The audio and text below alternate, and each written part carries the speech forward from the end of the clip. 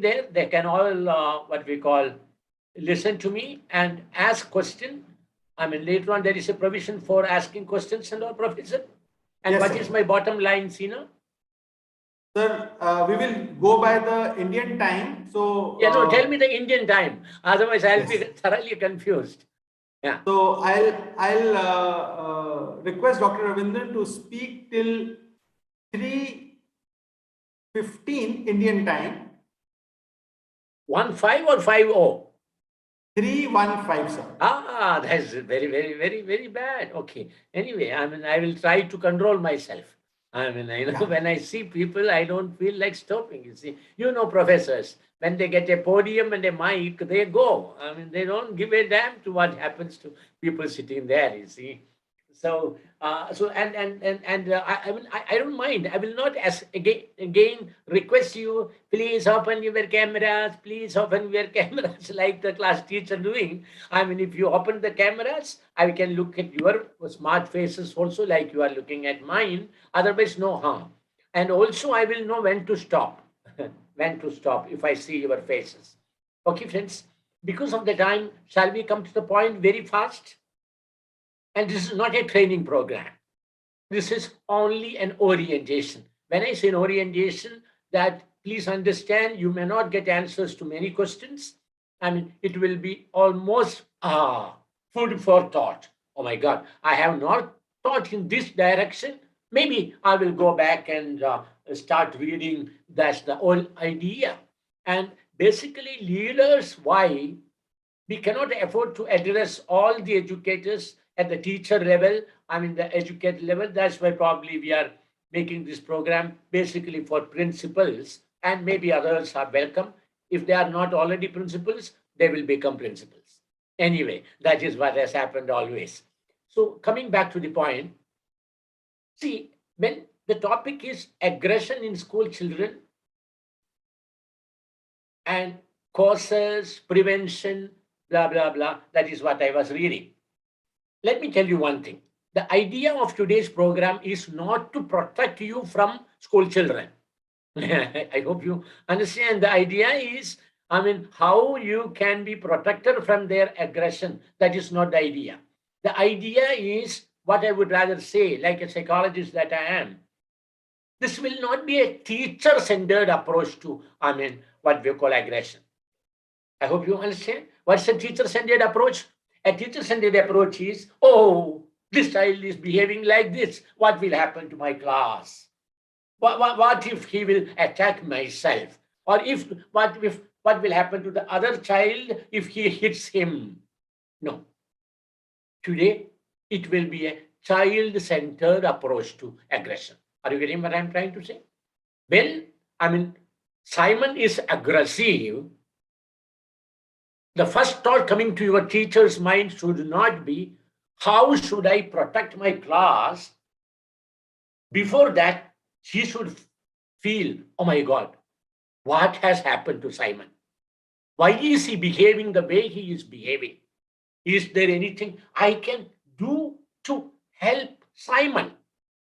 Not yourself, not the class. That is what we call the child-centered approach to aggression.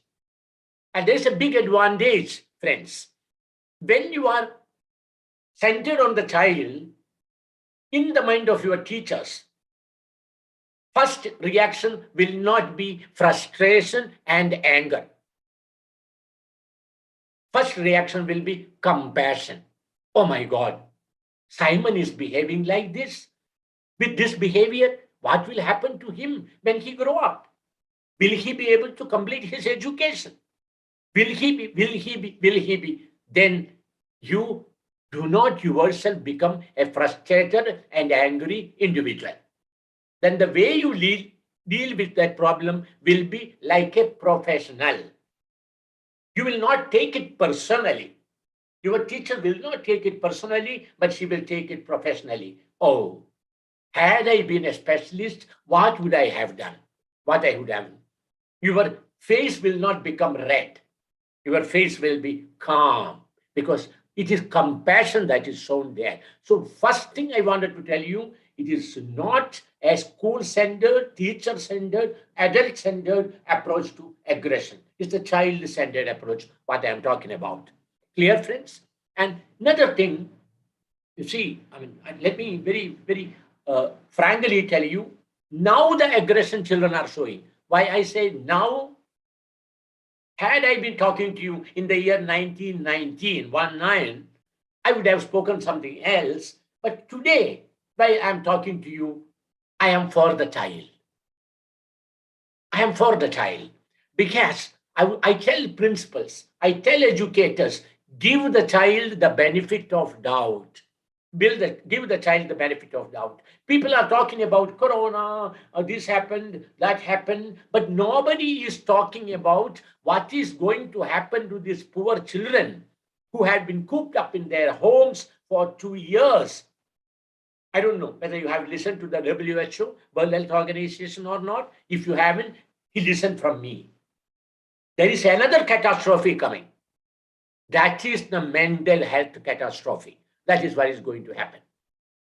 Many a time when I'm addressing teachers on platforms, bigger platforms than this, they had been asking me, Dr. Ravindran, school is going to reopen. How will we finish the syllabus?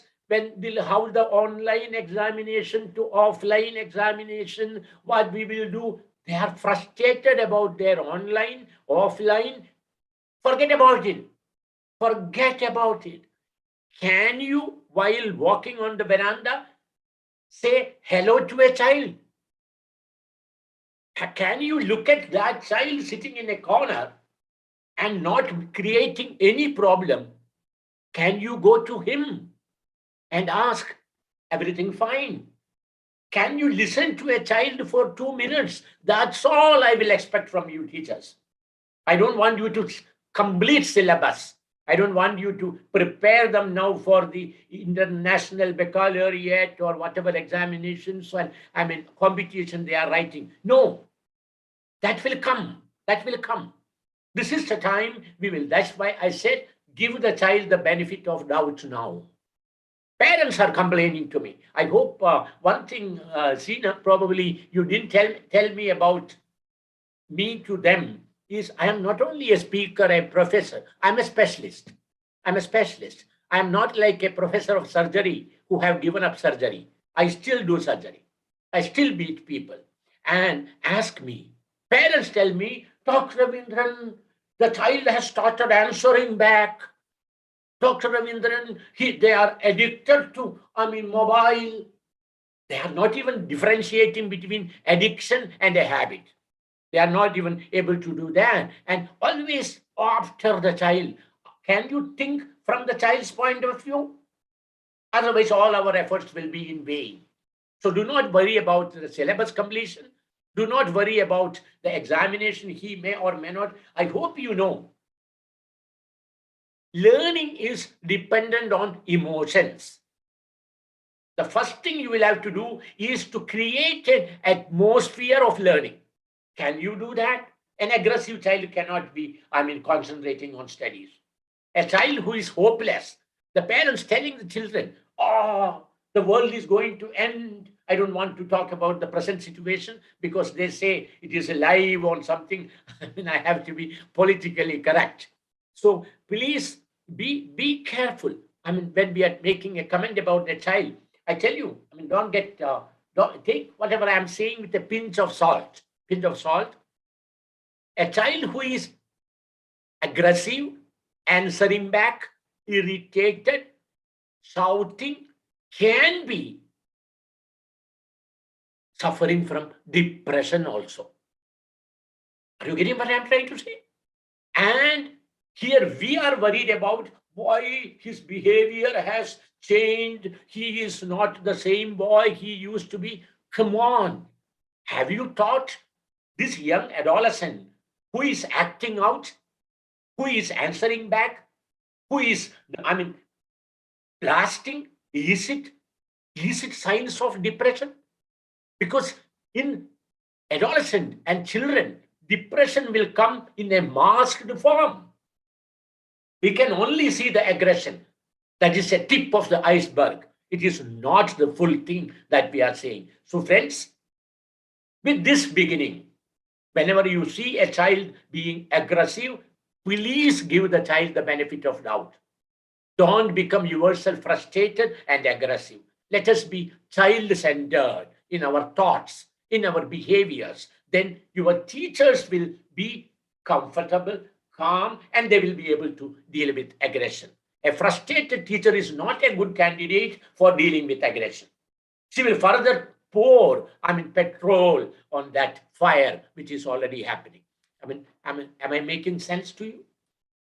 Will you at least put your thumbs up or not for me? Encourage me. Come on. Yes. Wonderful. That's more like students sitting there. You see, now another important aspect, you see, now let us actually come to real aggression, not as masked sign of depression, but in this atmosphere of post-corona or post-COVID or COVID, now the aggression, I repeat, give a little benefit of doubt to the child. That is very important. Now let me come to, the actual topic of aggression, not talking about the depressed child becoming aggressive. You can ask me questions later on. What do you mean by this? What do you mean by that? Whatever way you will have to ask me questions. Now, friends, the causes of aggression. Many a time people, specialists as well as medical professionals or many people have been asking me one question. Dr. Ravindran, you are a pretty experienced old man. So what exactly, is a child born aggressive? Or is it later on he become aggressive? What is the idea? You see, way back in 1986, 1986, in Spain, a place called Neville, we mean the psychologists, got together and we actually wanted to find out a solution to this nature-nurture controversy about aggression. And I'm sad to say, we came to a conclusion. So way back, unfortunately, human brain does have a apparatus for aggression and violence. Very clear-cut structure is there, which is there for aggression and violence, very severe violence. That apparatus is there, no doubt. And brain structure has not changed, at least some 50,000 years, at least we know. Yesterday also I looked at an MRI, the structure is same. Therefore, many reactions are the same.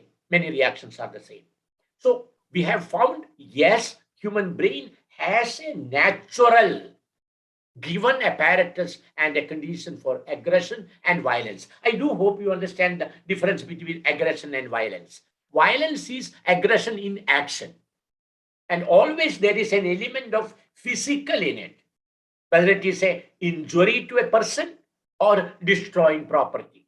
But aggression is a feeling. Yes, Sumaya is, trying to say something. Unfortunately, I'm not able to. I'm just looking at your lips and reading it. That's all.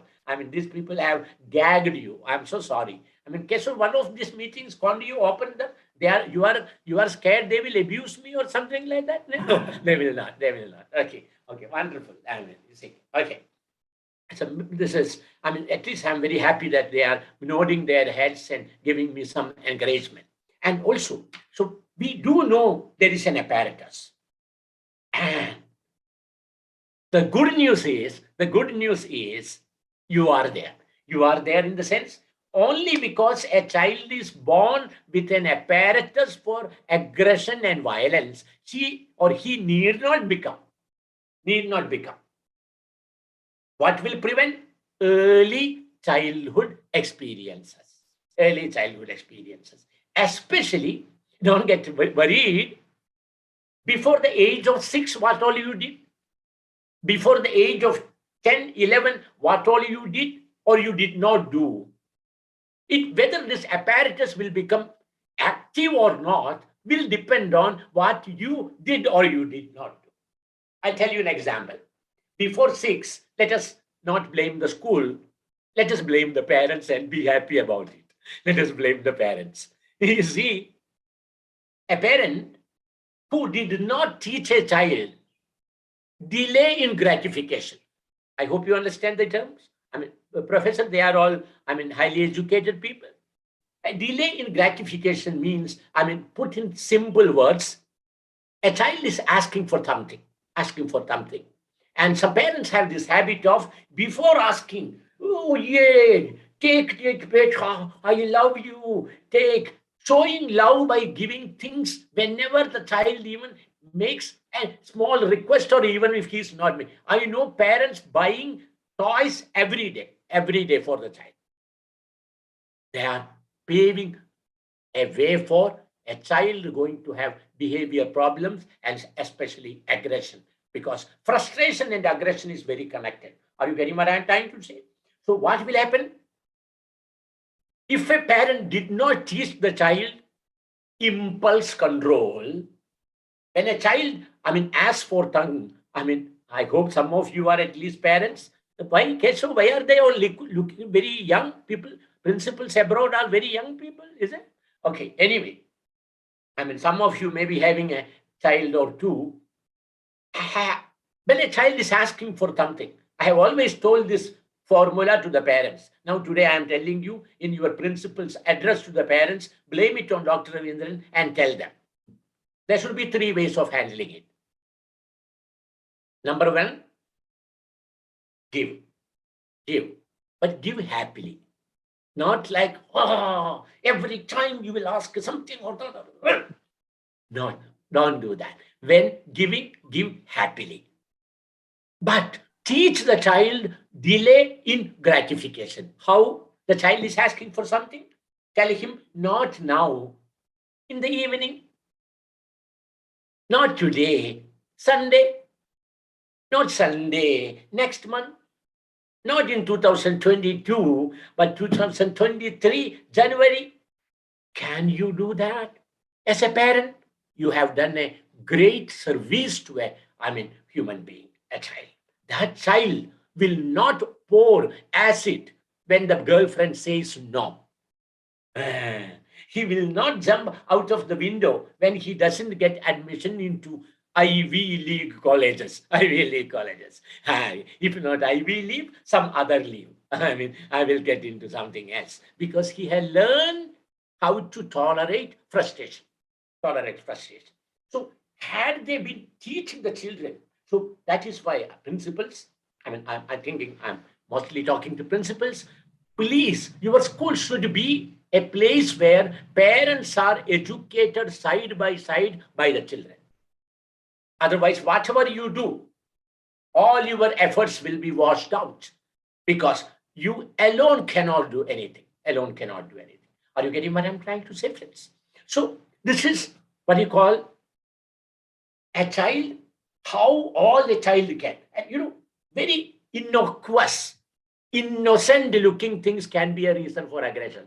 You will, I know many of you, maybe if you are specialists, you will know. Simple things like malnutrition, iron deficiency can create aggression. Would you believe it? This, brain produces certain chemicals. I don't want to go to the gory details of, brain chemicals, which are responsible for inhibitions, calming you down, but it has to travel. If there is no sufficient iron, that in the body, that neural pathways are not, capable of the traffic. So a simple reason could be the child is having an iron deficiency. And here we are saying the world has gone to dogs. What will happen to our children? Give them some nutritious food. That could have been much better than creating all sort of other complications for the child. Are you getting what I'm trying to say? So, and I don't know, Professor, should I look at the watch or you will? We have so 15 Whatever, minutes. whatever. I'll just. I know I'm a gentleman, as gentlemanly as I look. Now, and another thing one has to remember is, you see, when we are talking about aggression, certain categories, you go back and talk to your school counselor. I do hope all your countries have a concept of school counselors. I hope that. I mean, otherwise, tell and immediately appoint a few. Otherwise, you will be in big trouble. Or at least teach your and train your teachers as at least teacher counselors. Some of those things you should be doing. So go back and talk to the teacher. Talk to your school counselors. Find out. That's very, very important. What all are happening? What all are happening? In the school. Are we doing some research? Are we doing some research on all aspects of like this? So what I was next coming to say, some categories of children who have what they call SEN. Do you understand the term? SEN? Put your hands up. Only few hands have come up. SEN stands for Special Educational Needs. Special Educational Needs. Some children having certain special educational needs will be aggressive and sometimes violent. For that, general approach will not be working. And today is not the time for you to train you, but I'll tell an example so you will understand who I am talking about. A child having the infamous condition called ADHD, Attention Deficit Hyperactivity Disorder. I am not branding children. I am not classifying them. I am against it rather. However, for professionals to understand each other, what I am talking about, I will have to tell you that child's aggression is not coming under any of these categories. That is basically because of a neurological problem. The frontal lobe of the brain, this area, has certain neurological issues.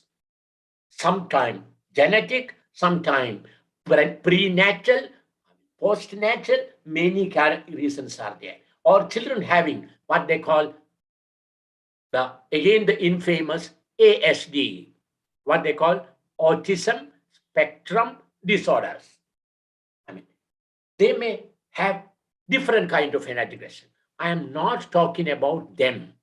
All of them together may become 6% of your population, 6% of your population, or every SCN category you put together. Professor, someday we will conduct something for them on how to handle such things also. Today we don't have the time for going into specific categories and how you can deal with. I can give you one solution. Can I give you a panacea? A panacea for all aggression? Simple. Physical activity, physical activity, and physical activity. It is almost like a panacea for most of the aggressive cases. That will work with children with SCN also. But today, what I am talking about is not specific to children having any special educational needs. Maybe some other day, if they are very keen, Keshav, we can organize something for them on how to handle a child having a particular special educational need, how the particular general education teachers can handle them. Today, I am not touching it. Just understand for that specific strategies are required.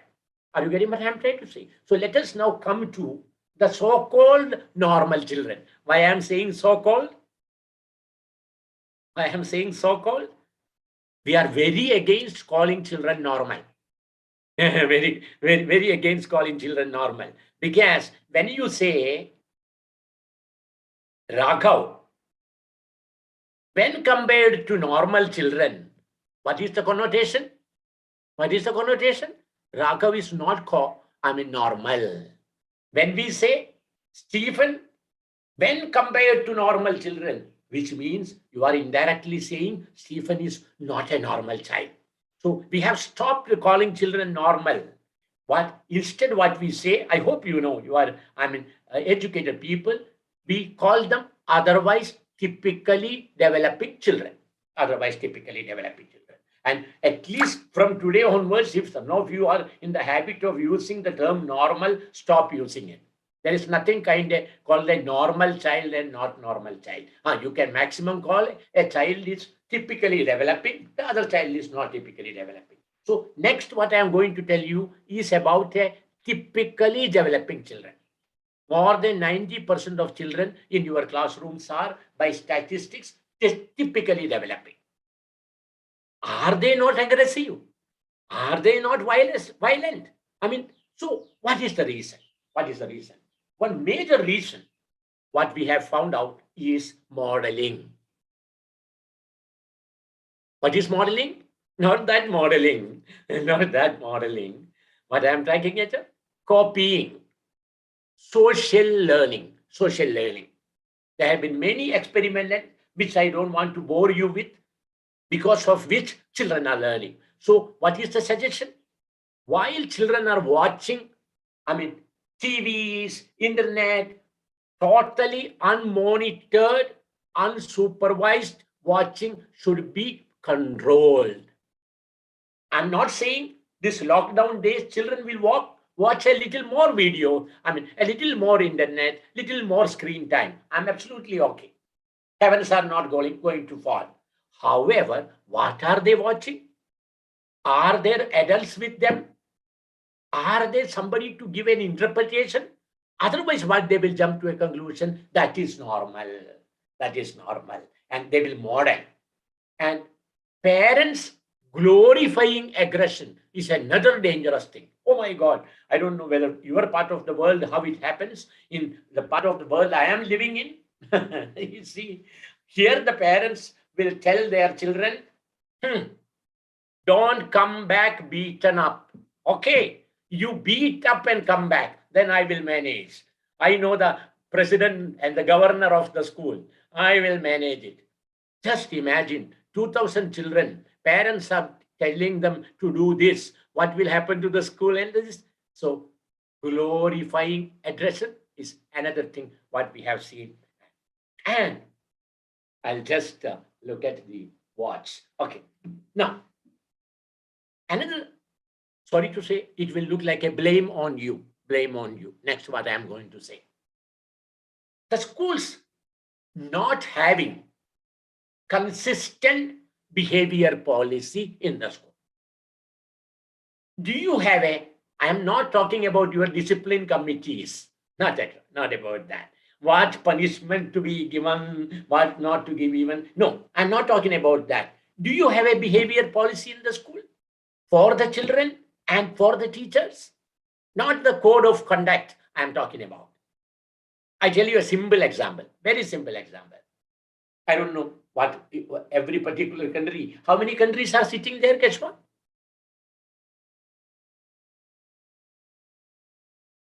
35 to 40 different countries. I cannot say about many countries, I cannot. So what I am trying to say, what is your rule?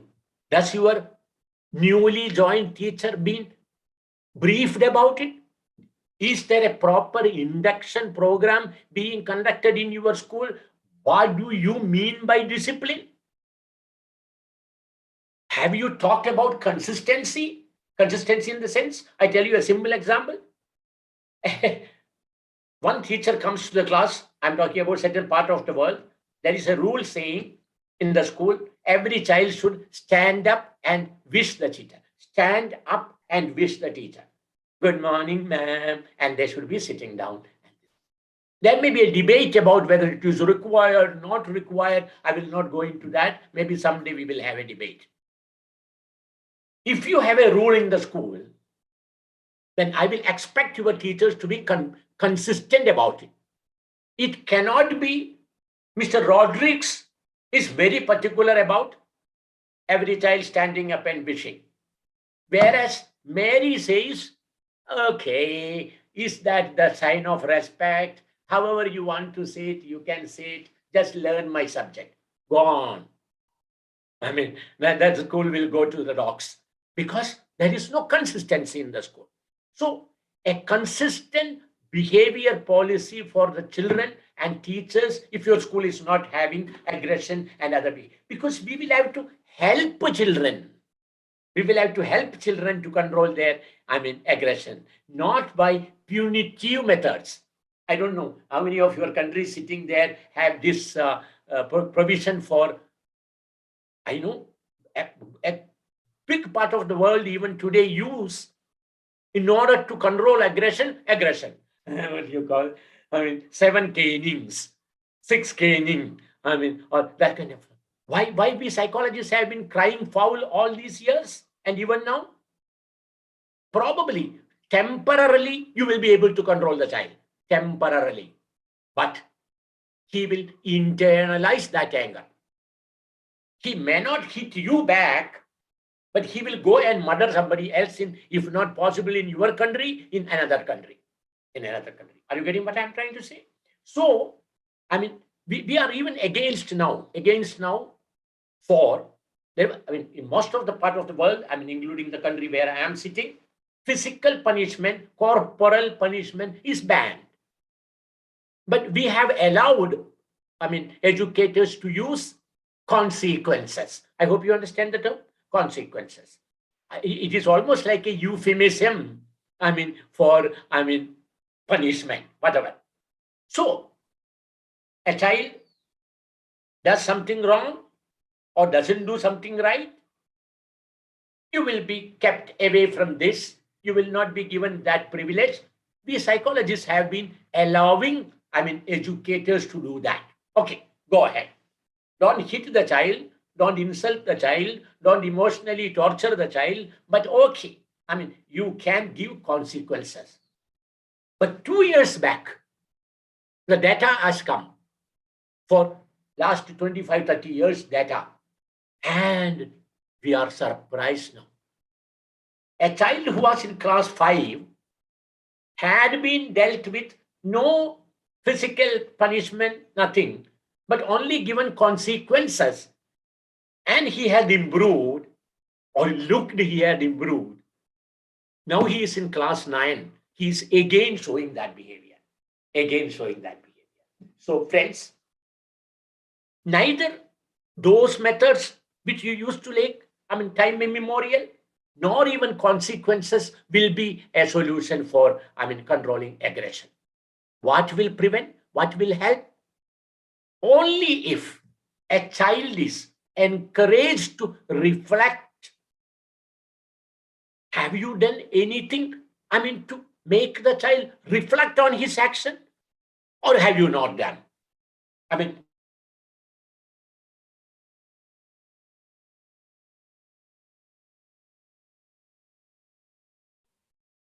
I think Dr. Ravindran's video is freeze, Sheena ma'am. Am I right?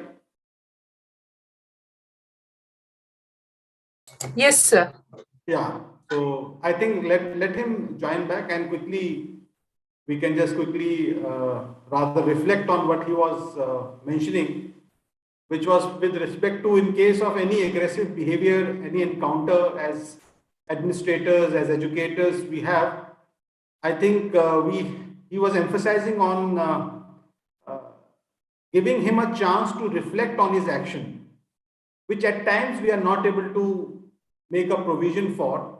We rather, as we go as per our discipline policy or as per our behavior policy, and maybe punish the child for his actions. But during the entire dealing with the case, we are not allowing him to reflect. And unless and until he is not reflecting, he will not learn.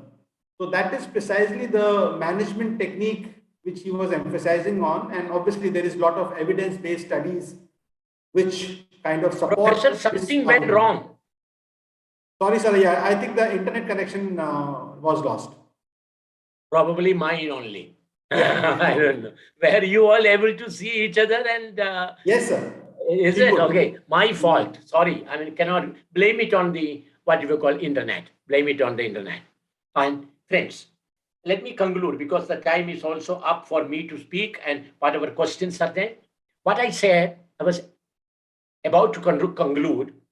I said the only way to manage this particular issue or any other behavioral issue is our teachers being equipped. They should not see red when a child is getting aggressive. All aggression, or I would rather say all behavior problems are nothing but symptoms. Are you ready to explore the reasons behind that? Are you having the patience to look into that? Then we will be able to. And also understand every behavior problem, every single behavior problem, aggression, this, that, all is nothing but a child's attempt to solve a problem or realize a need, but not to the right method, but wrong methods. So we getting angry with him, we getting frustrated is not the solution. Are you able to, find out what is it that he is missing in his life? Is he belonging to the school or not? Is he benefiting in the classroom when you are doing the drama that we are doing? Or are there low hanging fruits, middle hanging fruits, and high hanging fruits in the class so that every child can pick some fruits? Are they able to taste success sometimes, or are they not? So it is a complex issue of pedagogy, behavior management, counseling, and guidance. That is why I will conclude by saying we will have to adopt a guidance based approach to education. Guidance based approach. If I had my way, I would train every teacher to be a teacher counselor, every teacher to be a special educator. One or two counselors appointed in the school cannot deal with all these problems. Are you getting what I'm trying to say? Every teacher has to be equipped. She should not be overwhelmed when she says, what will I do? She should know what is in my power to do. We cannot blame our teachers. We have to equip them, train them. Then, we will be able to handle. But I will conclude once again at the end. The present situation, the aggression that you are seeing, as I began, please give the children a little benefit of doubt. Tell the parents, or tell your teachers. I'll just tell this, Professor. Can I have another 1 minute or so? No problem. Yes, sir, please. Okay.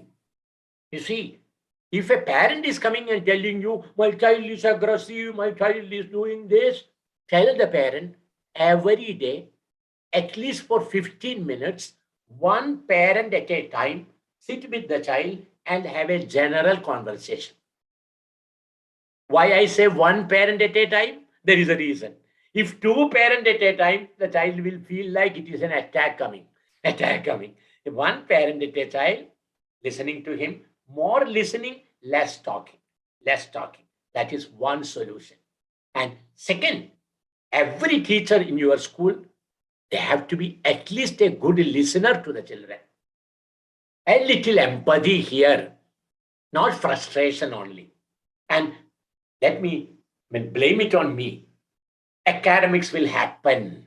When the brain is, settled. As I said, emotions will play the greatest role in learning. Wish you all the best. Thank you very much.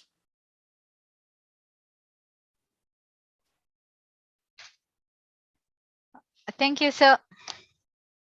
Now, dear participants, you can WhatsApp the questions to the support number 918750565955. Sina, can I tell them one thing? Yeah. All of them should now once stand up, stretch, and have a glass of water and then sit again. That is what they should be doing. Then, of course, WhatsApp the questions and whatever you want to. Nice, and thank you for keeping that smiling faces.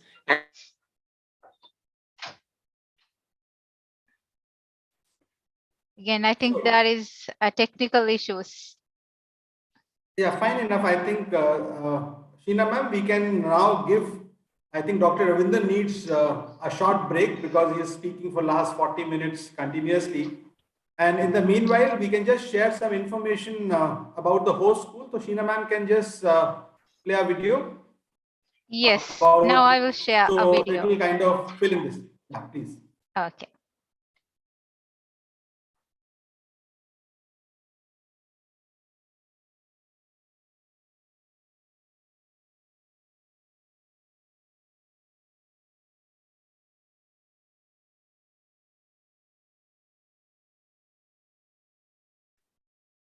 Is it audible, sir? It's not audible. We can see the video, but the audio is not coming. Oh.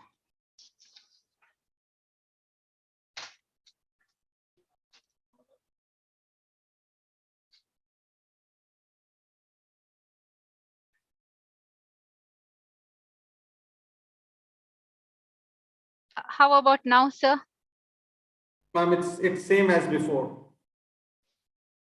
I think Let us see. Yeah, let us see, ma'am. We just, you can, if you want to do some voiceover, you can. Okay.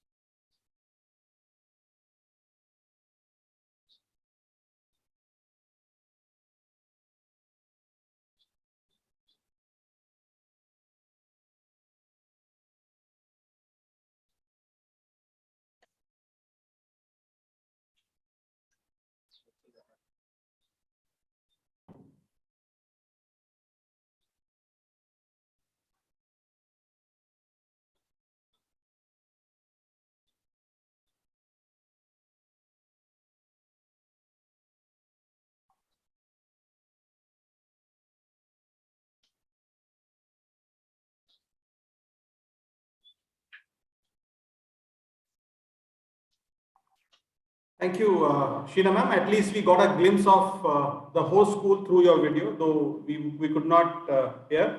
So just a quick reminder, participants, on the basis of whatever we have discussed, can quickly send your questions to the support number which we shared with you. We have already started getting the questions.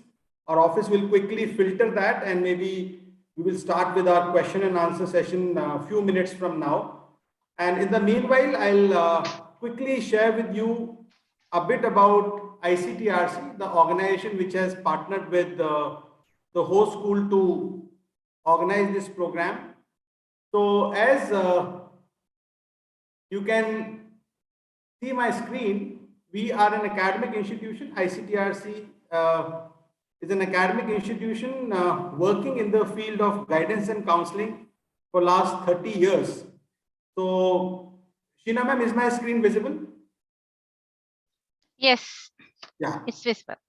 So we got established in the year 1992 and essentially working these psychosocial issues, the areas of psychosocial areas. For example, how to deal with special education needs students, inclusive education, the problem of child sexual abuse, which is a real social problem which schools actually are facing big time, how to deal with it, how to really help the child in such cases, the challenges related to discipline, child mental health, which is again, as Dr. Ravindran was mentioning, a big area of concern, emotions and learning. What I feel that that is something which is a highly under-researched area, emotions and learning, which we really need to work a lot. Also, how to build caring school, which is, I think, the message which Dr. Ravindran trying to tell when you're talking of how to build caring institutions, followed by obedience and conformity, which is one very important branch of psychology. The issue of sexual behavior of school children, a lot of time being spent online, unsupervised, will definitely have an impact on sexual behavior. a glimpse of the topic which we are taking, prevention and control of aggression. So these are all research chairs which ICTRC has established in schools and continuously working on a lot of groundwork, new dimensions of anxiety, which obviously affects, or you can say, the reason behind the gap between potential and performance, bullying in school. So these are just an indicative list of the topics which we cover. And we work with almost all the stakeholders, government departments, non-government organizations, corporate houses, schools, which obviously becomes a very important part of our working group. And with schools, we have these two major projects. One is Project Paradigm, under which we do a lot of face-to-face conferences all over the world. And this is another project called Progress, which stands for Professional Guidance Resource for Strengthening School. So if I talk about Project Paradigm, we have presence in many, I will say, countries. This is our New York conference, which we did just before the lockdown. This is our Colombo conference, which was attended by essentially schools from Maldives, from Singapore, from Myanmar, from Bhutan, all these countries. So this is our quick glimpse, and all these programs actually happen under Project Paradigm. This is our Nepal conference, which was attended by nearly 300 odd delegates from entire Nepal. So, which we did in collaboration with Delhi Public School, BP Koirala Institute of Medical Science. So, and different parts. This is our Kolkata forum, different other locations. You can see this is our Abu Dhabi for Middle Eastern countries. The entire GCC we invited for this conference in Abu Dhabi. This is our work with students, which obviously needs a lot of priority now. We meet thousands of students across length and breadth of different regions. Down south, under Project Paradigm, we have this initiative called Transacting Transition. Today's program is happening under this initiative Transacting Transition, which is a digital arm of Project Paradigm. So essentially, if you're talking about ICTRC, one set of programs is basically awareness, where we reach out to masses. And second set of program is basically to create systems of support, which is more, I will say, when we share empowerment, and teachers actually create that systems of support in the school. So when you're talking of awareness, we have this Project Paradigm where we do conferences, orientation programs, and idea is to share knowledge about various vital issues. Zone 2 is about empowerment, where we have this Project Progress. We have courses, we have psychoeducation training program, where idea is to really help schools to transform to the next level. So for more information, you can always send an email to us and visit our website, and we'll definitely stay in touch with you and kind of share whatever information you ask from us. That's it. Thank you very much from our side. I think we are all set for our question and answer session. I think Dr. Ravindran is there back. Sir can just use the mic if he's back. Yes, sir. No, I didn't go anywhere. I just went and had a glass of water. That's all. So, sir, with your permission, can we start with the Q&A round? We have a lot of questions already. Whatever, Professor, you are the boss. Over to Sheena, ma'am. Can we start? Okay, we have received few questions. For the first question, it is, in this present scenario, as educators, what should be the more prior actions to keep the apparatus of aggression inactive in children? See, this already in my presentation itself, I had sort of, mentioned. You see, first and foremost, I told you, this is an age-old wisdom. Extracurricular activities, sports and games, a lot of opportunities for meeting, speaking, articulating, and a caring adult in their life, one teacher, one person who is at least there ready to, listen to him, once, if not the parents. A teacher can also be a caring adult.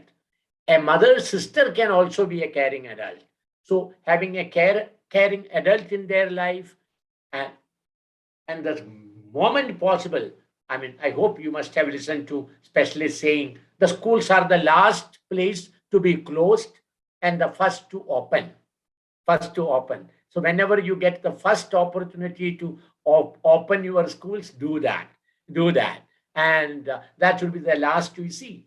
I'm not at all here to say people should not take precautions for various kinds of diseases or pandemics or endemics or epidemics or whatever. However, do not give lesser importance to the need for children to physically, face to face, interact with other human beings. Because the architecture of our brain is made like that. Made like that. And second thing you will have to remember is you may have an annual, what we call medical checkup, physical checkup. Why not an annual psychological checkup? Psychological checkup. You will find a lot of, advantage of that. There should be some methods of finding out which I don't know. I don't want to say any particular company's name, but people are coming with n number of, possibilities of predicting which child. And you know one more thing? This is just connected, so I'm saying 75%, how many? 75% of all serious adult mental illnesses start in the school. Because before the age of 18, and most of them are preventable. Most of them are preventable. If only we were able to understand, oh my God, this child, what he is showing is not actually this, but something underlining. I'll tell you, I don't know how much time I have for telling you stories, but however, it's a very relevant story. In one school in this part of the world, the school had a protocol, what we call SOP, standard operating procedure, where if a child brings mobile into the classroom those days, not the COVID days, that was to be confiscated. And in one school, the class teacher confiscated it. And the rule is to call the parents and hand over the mobile. And the teacher was making the telephone call at the reception. Suddenly this girl, class 9th grade girl, just ran up. And from the 3rd floor, she jumped and died. So nobody understood. The confiscation of the mobile was not the reason. Are you getting? Later on, the principal got into all sort of legal complications because of that. But actually, that was not the child was having pre-morbid personality. The child was otherwise also, if not today, for tomorrow, for some other reason, have done the same thing. So our teachers have to, not today, don't ask me. Dr. Ravindran, tell us just now, I cannot, not that kind of time. The teachers should be given some training at least to understand tendencies of self-harm in children. Tendencies of self-harm, sufficient training should be given to teacher. Later on, when something goes wrong, the enquiries happens, the teacher is, called, the child had met you before this, what happened, why you didn't do that? No use, because the teachers don't know. They are trained to make lesson plans. They are trained to, conduct evaluations. But these kinds of trainings are extremely important for teachers to understand. So first, get yourself trained a little more. Be that caring adult in the life of a child. And if you look after the emotions, I repeat, academics will happen. That is all what I would say. And one more thing, now that you are, because it's a very good and a big question, then also give children hope. Are you getting what I'm trying to say? Don't always predict catastrophes. Catastrophes may come, they may go. But if a mindset of a child is changed and he becomes hopeless, that is the greatest danger that can happen. Always saying the world is a bad place, this is corrupt, that is corrupt, heavens are going to fall. If you only talk about this, do you know, children, what decision they will take? They will take a simple decision. There is no guarantee about tomorrow. So let me enjoy everything today. Let me click 2-3 nude photographs and send it to my boyfriend. And the boyfriend will send it to 100 other friends. And okay, let me enjoy today. That is what is going to happen. So you as educators should be givers of hope. That is the best thing you can do. I mean, the world has not become so bad. I mean, this was worse. The world was much worse. It is becoming better day by day. I mean, 1 or 2 incidents here or there has been. Don't let our children lose hope. Then what they will do, you don't know. They will harm themselves. They will harm others. And there is I hope you must have heard the good old saying, either you fill the brains of children with hope, otherwise they will fill their veins with dope. This is what will go happen. So I thought I have tried to answer your one question. It is not a one question, it is a big question that you have asked. Yes. Okay, thank you, sir. We got one more question. It is, can aggression be good or bad? If yes, how to distinguish between good aggression or bad one? Very especially in sports, we say be aggressive. You see, I tell you, human body, I mean, see, how many more questions you are planning to ask me? Because, I will like to, what you call, you have many questions? There are many questions, sir. It all depends upon how much time you take. But Professor, don't you think I better answer every question in detail than picking up so many questions? Can I go That's always a good idea, sir. There are lot of questions rather. Yeah. So, okay. So I don't want to now look at how many questions are there. Whatever I'm answering, I will answer thoroughly. That's my policy now. So, human body or the human, what you call structure or constitution, nature has not put anything there without a purpose. Without a purpose. I tell you a simple example of your tonsils. Many parents have asked me, Dr. Ravindran, what is the use of tonsils only to give my child tonsillitis? Is that the reason for putting tonsils here? No. Tonsils are very important. Don't you remember? When the small child having tonsillitis, the surgeon will say, we will have to remove it. We will have to remove it. But we will wait. We will wait for 3-4 years. Let me turn 5 years, 7 years, like that. What is the reason?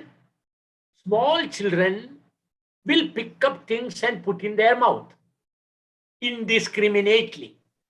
So the sensors in the tonsils, such poisonous things can come in the mouth. It gives a message, create the antibodies. Create the antibodies. Are you getting what I'm trying to say? So everything is put with a purpose, put with a purpose. People are not able to understand, but don't get angry with me for what I am going to say next. Many young mothers sitting there will get angry with me.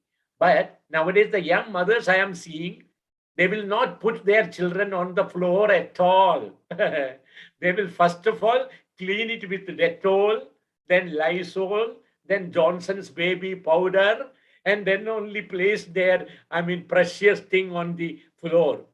They are doing a harm. Let the child be exposed to the day-to-day, normal whatever things of life. So, similarly, aggression also has a purpose. Or rather, had a purpose. Had a purpose.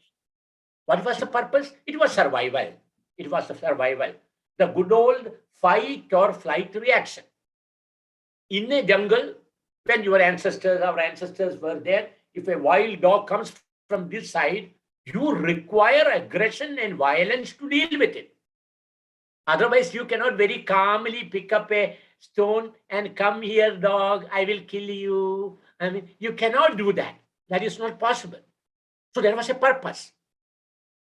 And instead of a dog, if it was a lion, instead of going here, it will go here. That's all.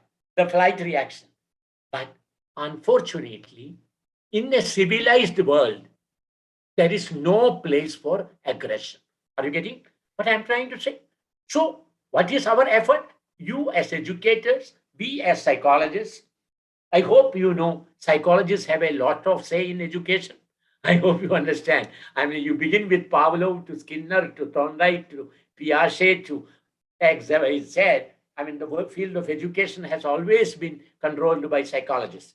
So, what psychologists and the educators are trying to do is taming that in our school. That is why many a time, I don't know what happens to your part of the country. In my country, parents have started asking me, Dr. Ravindran, now anyway, children have now started learning online. Do we have to pay the school fees now? Can't we just make our children sit at home only? And there are so many platforms and this and that. Why should we send our children to school? Oh my God. What a dangerous thought. Dangerous thought that they are doing. Schools are not meant for teaching English or mathematics or, whatever subjects you are teaching. School is a socializing place. School is a place where empathy has to be developed. School is a place where community living, teamwork, and all those things have to be developed. You cannot develop it in, the private tutors that are in the market conducting these courses. Real schools are necessary. We started school not for the child only. Schools were started for the society. And you are talking about whether schools are required. And sometimes I feel so sad. Teachers ask me this question, Dr. Ravindran, after this COVID, I think we will all become redundant. We will become useless. Come on, you are going to be much more useful to children. Much more useful to children. Let me connect with the first question also, but the teachers also have to adapt. They cannot be again going into the classroom and telling whatever is already available on the click of a mouse. Then the children will not attend your classes. Is your teacher converting information to knowledge? Is she doing it? Is she, combining her, what we call experience to convert information into knowledge? Is she stretching that? Is she connecting it with real life? All these changes have to be happening. Then schools are a must. And your question about, so you have to play a very big role. Please. Thank you.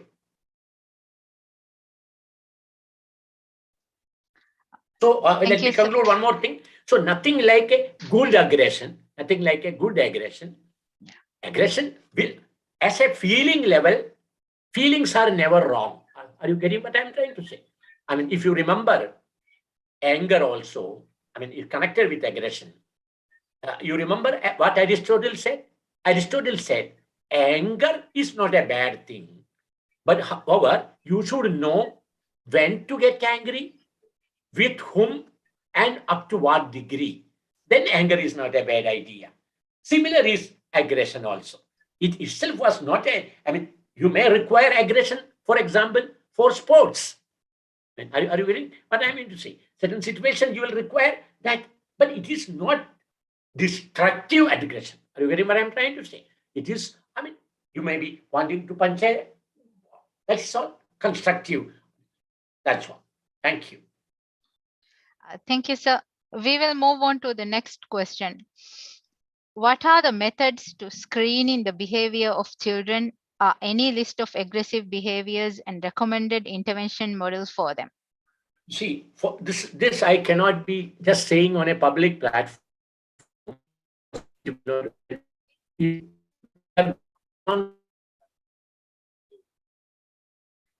I think so, there is some network issue.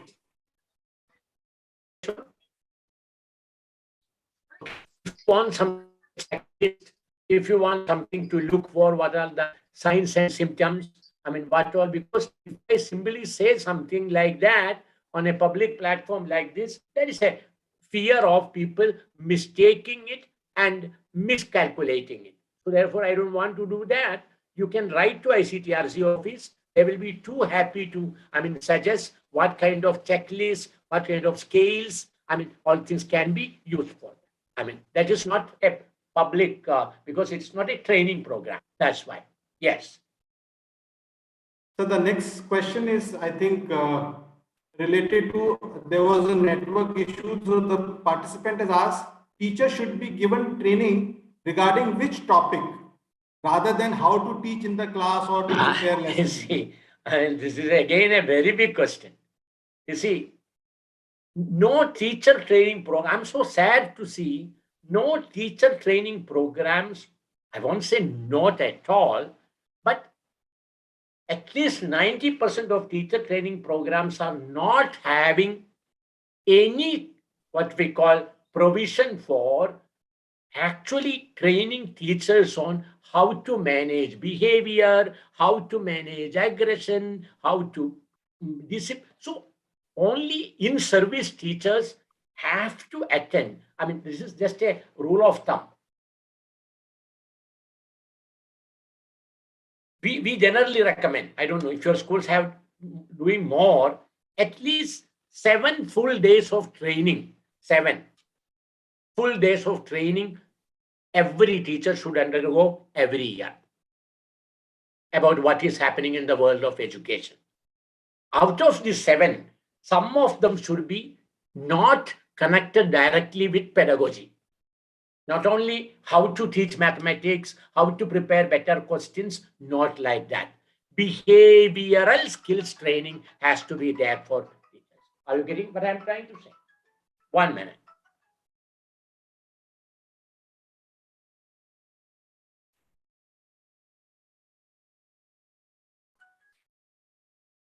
Sorry, a phone ringing in the other room. That's why I'm just removing it. Sorry for that. So, in one word, if you are asking, I would say behavioral skills training for the teachers. Teachers at least to be a better listener.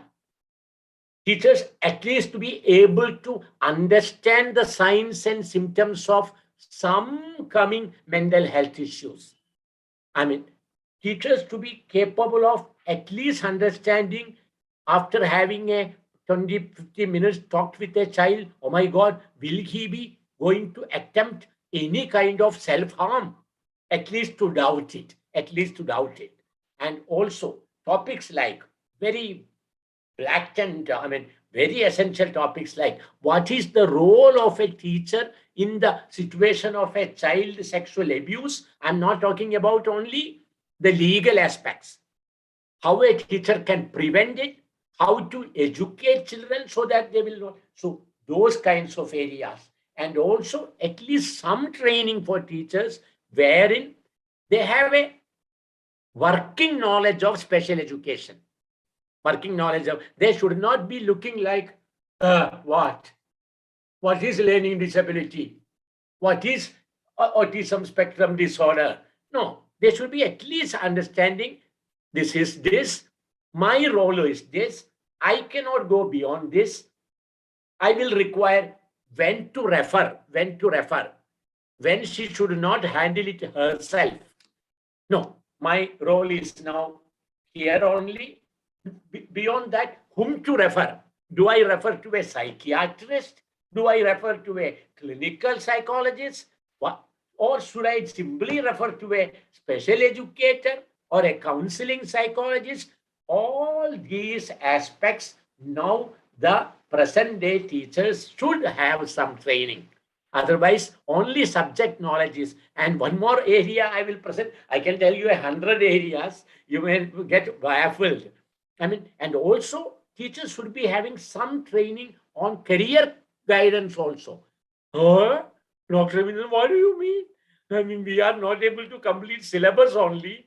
So you are now saying we should be doing this also. Yes, a child will learn history better if only the child knew after doing history, maybe she can become an archaeologist.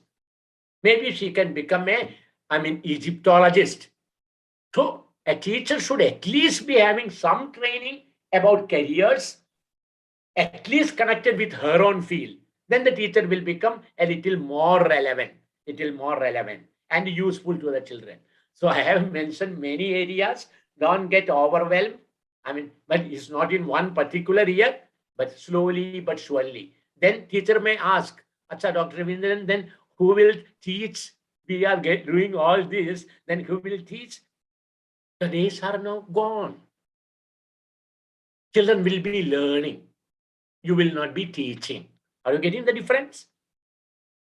You will be now facilitators and mentors more than the good old the information disseminating teachers. The game has changed now. I mean, the world has changed altogether. It was anyway coming, but this COVID has accelerated it to such an extent. So we will have to equip ourselves. Otherwise, we will feel redundant and superfluous. That's it. Thank you. Okay, thank you, sir. I think we can take one last question. Yes. You are the boss. question, yeah, the question is related to gender and aggression. Is there any correlation? I don't want to make it what we call. The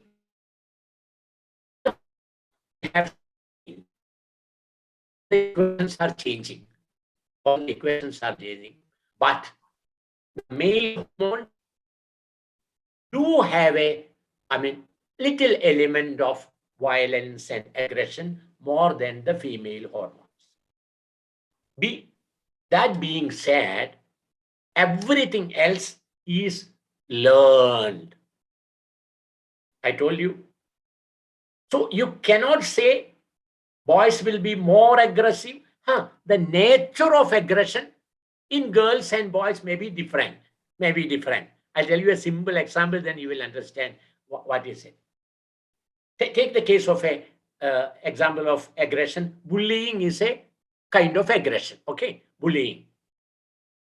A boy may bully or I don't know there, but I mean, a girl may bully in a different way. I'll tell you an example. Two girls were standing and talking. This third girl come. Both of them, they just turn their face to this side. That is also a dangerous kind of an aggression. So the nature of aggression in girls and boys may change, but as far as physical aggression or violence is concerned, we have seen some connection with the male hormones and versus female hormones. That's all. But now everything is getting a lot of overlap because learning is playing more because of this. They are seeing on this thing slowly. Things are changing. But yes. I think, Sheena ma'am, we can take one more question maybe quickly. Oh, please, Kesh. We have Yeah. one minute here. You don't want to leave me like that, okay? We have still some time, sir. Yes, right, yes, okay. for sure, sir. Okay, the question is, my daughter does not get angry when I scold her, but she hits her younger sister. What to do? That is a very normal thing to happen. What I mean to say, she would want to hit you, but she cannot do that, so she will have.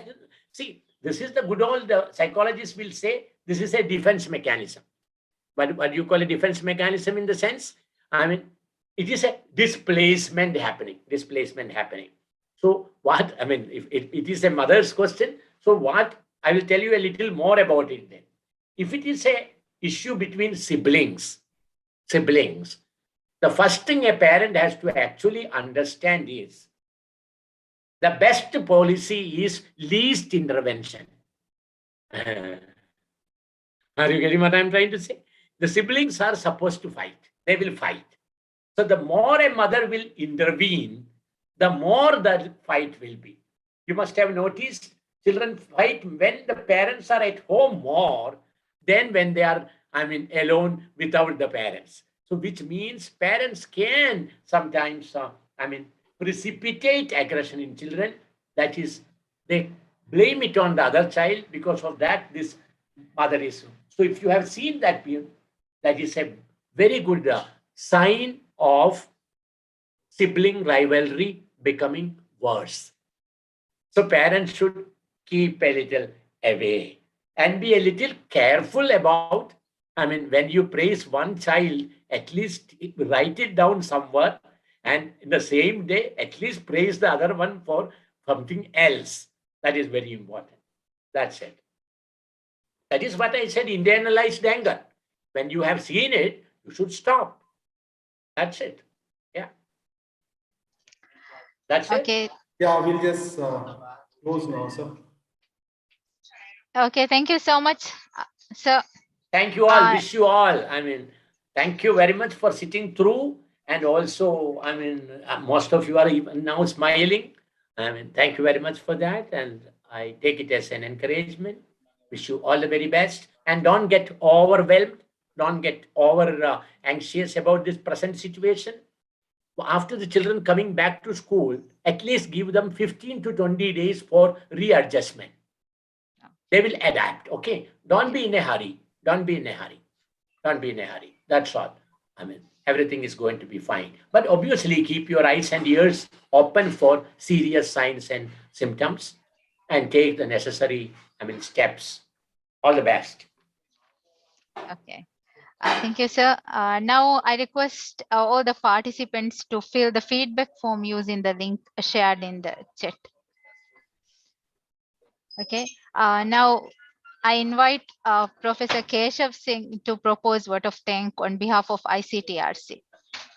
Thank you, Sheena ma'am. It's just giving me a feeling that we just started and now is the time to close the program. And it's my privilege to propose the vote of thanks on behalf of ICTRC. Thank you, Dr. V.S. Ravindran. On behalf of all the participants, we really enjoyed spending time with you and talking about such an important area, whether it's aggression, which is towards outside, towards others, or maybe self-harm, which is aggression, which is inwards, which you very clearly stated. And I think the way the entire question and answer session was handled, I think there was a lot of learning which happened through that as well. So thank you very much once again, sir, and we look forward to listening to you, spending more time on various other topics, whether it's inclusive education or child sexual abuse or various other issues which are very important for determining the child's academic performance and overall growth and development of the child. Thank you very much once again. We'd like to thank the host school principal, Ms. Bashira Mohabbat, for partnering with ICTRC and sharing ICTRC's vision to spread awareness about psychoeducation, which is very important, which has become very strategic to entire education fraternity. So just knowing your subject is not enough. You have to know a lot of topics related to psychoeducation and make yourself aware about all those things. We'd like to thank Ms. Sheena Latif for coordinating with ICTRC and even coordinating today's program and articulating the questions of participants and asking questions on behalf of participants. Thank you, Sheena ma'am, for putting in all the hard work in terms of coordinating and putting a great show today. The entire team of the host school, we like to thank them for their support. We like to thank the Research and Publication Division of ICTRC, Mr. Aditya Nair. Research is a foundation to ICTRC's work, and that actually creates all the programs which we organize all over the world. We like to thank our Project Paradigm Transacting Transition team, Ramdas sir, Ms. Shweta, Viji ma'am and their team members for giving us support, the IT team of ICTRC. We'd like to thank, last but not the least, all the participants. The number is still, we were expecting around 100 participants. The number is Thank you all. Thank you all. 100 and still the counter is 100 plus, which showed that we had a very serious set of participants, and even your questions actually established the fact. Thank you very much once again. We'd like to thank all the other participants who have joined us on YouTube Live for joining us for this particular program. And we will keep you posted with our programs which are coming ahead. And all the best, and we'll stay in touch. Over to you, Sheena ma'am. Thank you. Thank you, sir. It's a privilege to be part of this program. Now I would like to invite our beloved principal, Madam Bashira Mohammed, to present word of thanks and officially close the program. Madam. Thank you, Sina. First of all, I have to say sorry for not showing myself to you all. No, But sorry. but I hope that you have seen me on the video. Yeah. So, Yes. Dr. Ravindran, Professor Keshav, and everyone else here in the meeting, and Assalamu alaikum, and very good afternoon to you all. Before I say a few words of thanks, I would like to say that Dr. Ravindran, as a principal, I would like to highlight that Dr. Ravindran has actually put on very important points, like especially for our teachers, educators, like reflect to be more equipped, like and also parents spending like a lot some time with the students, and teachers become counselors, a person to modify students' behavior, and a lot of interesting words, phrases I have noticed throughout your session. So thank you so much for the Thank you. wonderful session. So on behalf of Thaajuddeen School, I would like to say thank you, ICTRC, for the wonderful opportunity. It has been a very fruitful session, and as educators and the other relevant stakeholders of this field, it reminded us of a respective, very different, I would say, perspective that all of us have to emphasize more. We hope for more sessions is there to be conducted physically when the COVID-19 pandemic simmers down. And I have to say thank you very much for Sina, for the wonderful, she's a wonderful host, and you did your job very well. And I'm so proud, especially from the TS team. We are so proud of you. And I hope that more leaders from Thaajuddeen School will get this opportunity. I wish you all a very pleasant day. Thank you so much once again.